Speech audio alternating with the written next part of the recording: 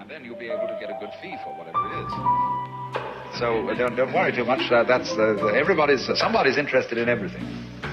And anything you can be interested in, you'll find others will. But it's absolutely stupid to spend your time doing things you don't like.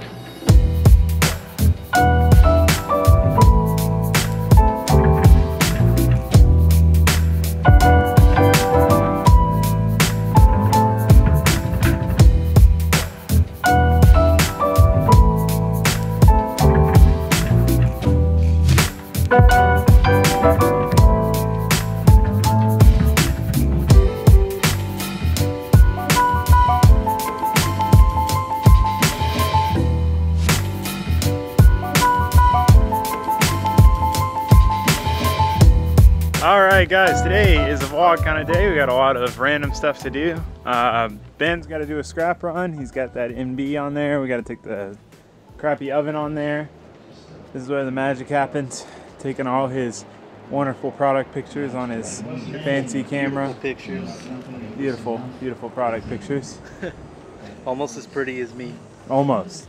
I gotta run to Key real quick, pick up a radiator fan for my girlfriend's truck, then we're gonna come back and we got a lot of work to do on the Miata. So that is the plan for the day. Truck looks so majestic in the midst of the trees and the shade.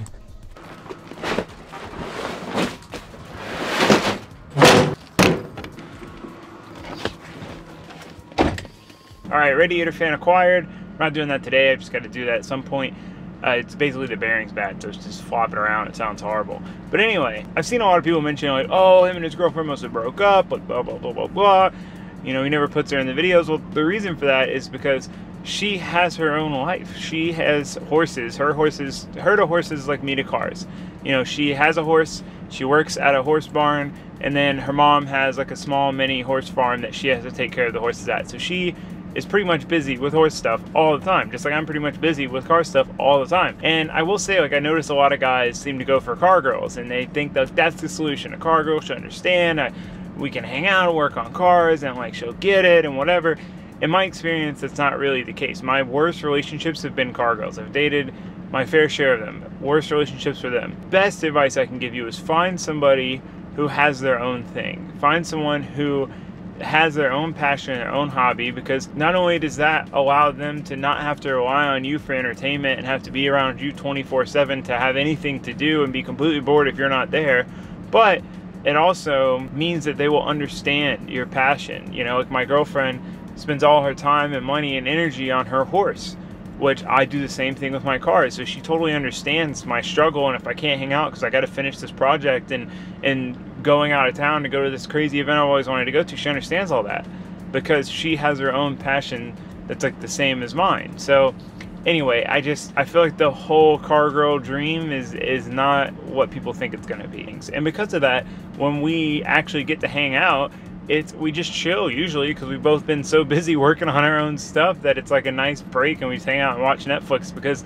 we're tired. So that's why you guys don't really see her much, because when we hang out, we're just chilling, and I don't really film me chilling. So anyway, get back to the house, work on the cars, or Miata, work on the Miata. That's the plan, I think.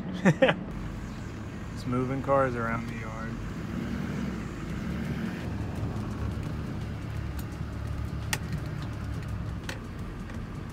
Look who it is, guys. The Experimiata with all her double injector pigtail glory. So Ben is parting this thing out. He's selling the clovers now. Is the roll bar still for sale? Everyone asked for that. Yeah, roll bars for sale. I'll link Ben's thing in the description. Everything but the coilovers are still for sale. Okay. Yeah, we're going to be taking apart the engine to see what the damage was after the syrup and the oil and the vegetable oil. Here's some pieces of it. Oh yeah, it's got a Jackson Racing header. There's something else nice on this car. Polished intakes, some polished. Yeah, anyway, link will be below. But yeah, once he gets the motor out, we'll do a video taking that apart. So that should be interesting. So the ECU Masters people tell me that my problem is that I wired this connector. I was supposed to only run CAN to it, and it powers by the USB. So I need to disconnect the power and the ground from it. So we're gonna try that. Hope that it works. That would be rad if that was the problem. Figured I'd show you guys the damage real quick. This is my first time being able to see it. Look at that. right through the good old oil pan, all the way, yeah, straight through the oil pan. Oh, it's gonna be fun to take apart. It looks nasty in there. You can see the rod like upside down. That's pretty crazy. Look forward to that one. Also, look at those sick welds, boy. Weld porn. Hashtag hit me up. Fab work on the low. Still can't get my CAN adapter to connect. Well, I'm an idiot. I messaged them and showed them that it still wasn't working when I disconnected the wires. And then they're like, restart your computer, try again. And it worked just fine. We are connected. So now, gauges work. Key off. Gauges go off. Key on. Oh, I didn't save it. Hold on. Damn it. There we go. So I definitely have this one wired incorrectly or set incorrectly. So I'll have to mess with both of these to get them set right for the sensors. But they work. Hooray. I've got to run a constant power for the clock, otherwise that would be working. And then again, we're waiting on the pigtail for the wideband for that to be working. But the wiring's all there, so it's just like crimping a couple wires. Very simple. Okay, now that's done. That makes me happy. I can move on without stressing about it, and I can set all my stuff in here still. Okay, I was going to install my content sensor, but I accidentally ordered one with the wrong plug because I ordered a standard GM content sensor pigtail and it does not fit. And then these are 3/8 inlets, and these are for 5/16. So I'm just going to order one that's correct instead of trying to get different fittings for this one and a new pigtail, making a new harness. Just going to send this bad boy back to the Amazons. Ah, okay, still have it. This to this. These two things. What else? Some other stuff. I need gear oil for the rear diff so I can fill both the trans and the diff, get that done. So I just need to go to the parts store and get that out of the way because I really want to get all this tinkery stuff done today, because tomorrow my goal would be to do flares, like knock the flares out tomorrow and test fit the body stuff and just kind of get the body together, because after that it needs to go to paint. I need to get it to paint now because I need to bring the vet in here and pull the trans out and swap the trans in it. I still need to find a trans. So basically between now and the end of the week, I need to have the Miata off to paint. So while it's off to paint, we can do the vet. So that being said, your vet giveaway, if you guys have not entered yet, you're running out of time, which I'm running out of time, so I gotta swap the transmission. We're putting a new trans in it, just trying to get it all super dialed for whoever wins it. I know whoever gets it is gonna be stoked because it is a rad car. I love that car. But yeah, every $5 gets you an entry. We've got this shirt in black and white. We've got a green drift fet tee. We've got a really cool render one that I always wear, and now they're dirty. I need to do laundry, but we got a ton of cool merch, garage built hoodies, key tag stickers. We got all sorts of cool stuff for you guys. Again, every $5 gets you an entry. It is a huge help in supporting the channel. So if you're interested in supporting the channel, it would be greatly appreciated because it really will go a long way. So the link to that will be below, strangesweepstakes.com. But for now, parts store run before it starts getting late. I'm just gonna do it. Get it over with. Okay, all my stuff came in. This is basically going to be our kill switch. It's a circuit breaker, so we can do this. It's on, and then pop it. So that'll be basically our main disconnect. It's 120 amps, so it should be more than sufficient. But anyway, we got fusible links. I don't know. There's another bag with a larger wire gauge, which will be for our main ECU power. So the only thing that's going to suck about this is it's all in here, which is going to be kind of annoying to get to and crimp and stuff, but we're gonna just knock it out, get it done, get this guy mounted, get the wire ran to it. It's our 4-gauge wire, which we'll also use to probably run a ground all the way up to the engine, so we have a ground from the battery to the engine. What else? Oh, I got my coolant gauge working. See, 87 degrees, it's out here, and then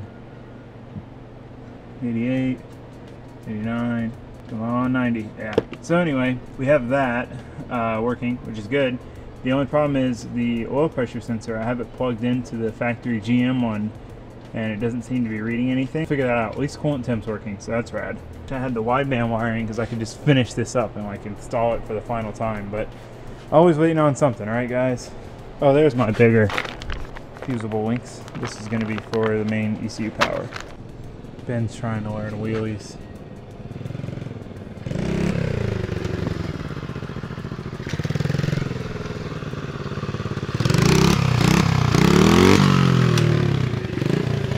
Don't crash into my truck, brother.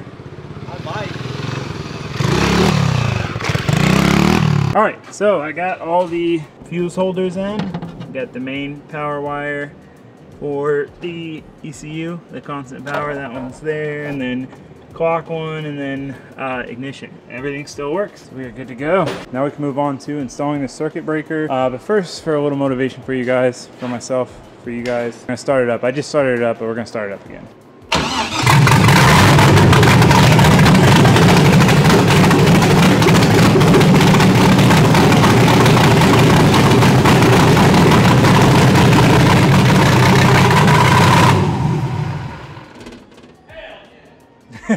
I just wish I could wire the wideband and I'd be done. But anyway, we're gonna continue on.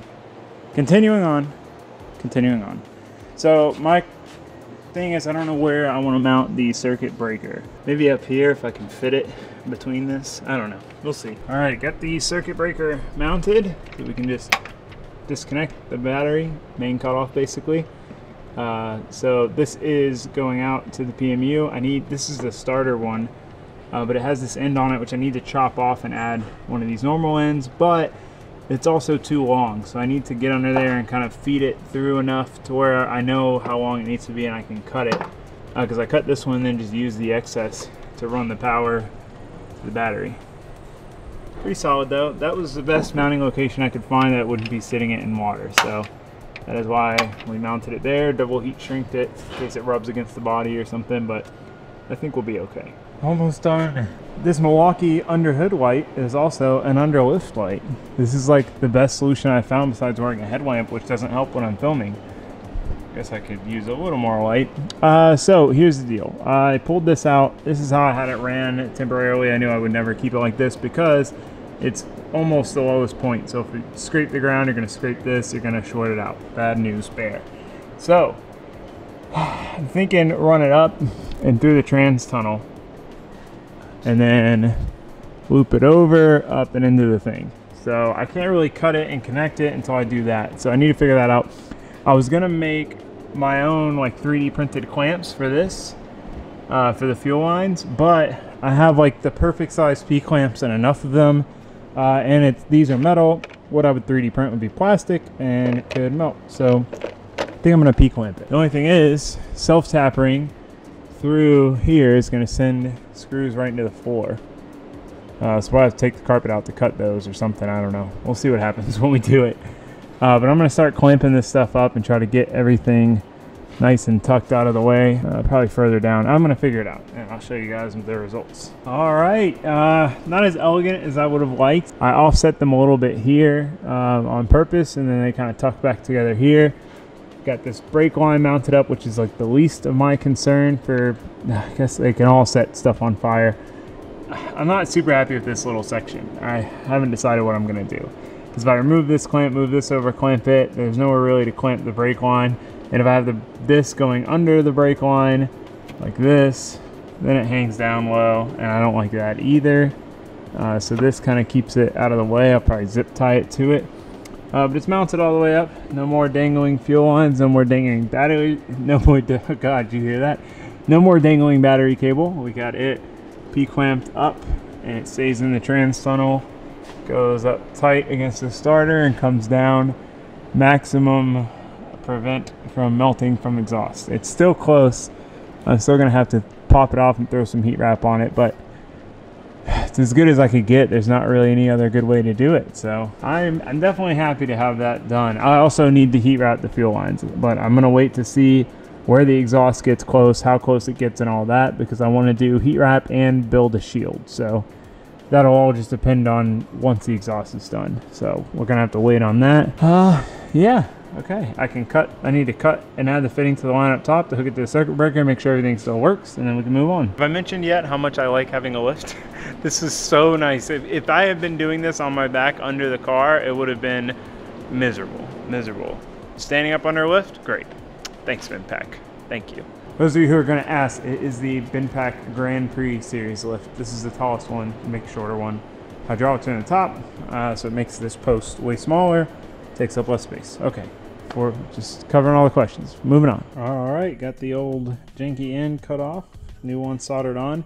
The best way, in my opinion, at least in my experience, to solder these big copper lugs on, heat them up with a torch, like hold them with a pair of pliers so they don't fall off, heat them up with a torch, and then just basically shove the solder in. They're flared so you can do so, and you just as soon as it gets hot, the solder will just like, it's actually really satisfying because you'll like this long thing of solder and it'll just disappear. So we're gonna hook it up, see if everything works, or set the car on fire. We'll find out. All right, moment of truth. So far, no smoke.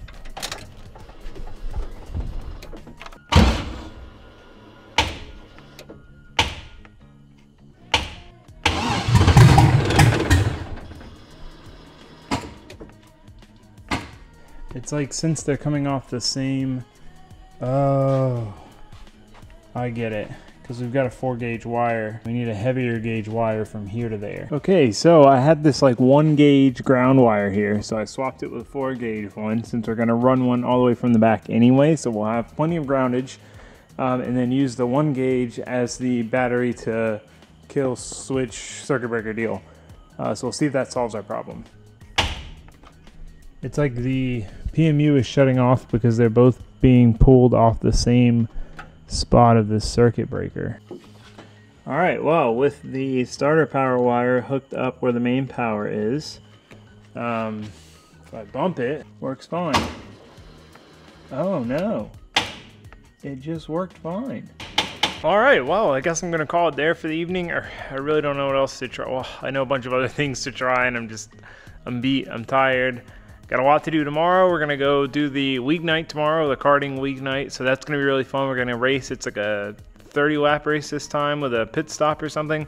So that should be super interesting. But I don't have a whole lot of time tomorrow. I need to get up early, edit this video, and work on the car. So I'm just gonna save it for then. I really don't know. I shortened the starter signal wire, put a different end on it. Basically the same thing though. I shortened the power wire, the main power wire, and added that circuit breaker. But even when I put everything on the same, so it's basically like it's all connected to the battery, I'm having the same issues. So I don't know. We'll try tomorrow to run, since we should do it anyway, we'll run the main ground all the way up, and then probably won't solve the issue, but at least it'll force us to do it. So it's just been one of those things. There's one thing after another, and then it takes you 2 hours to do one simple step. Comment below your worst one of those stories where it took you forever to do something simple. Comment, I'm curious. Okay, anyway, I'll see you guys tomorrow. Thanks for watching. Thanks for subscribing. Goodbye.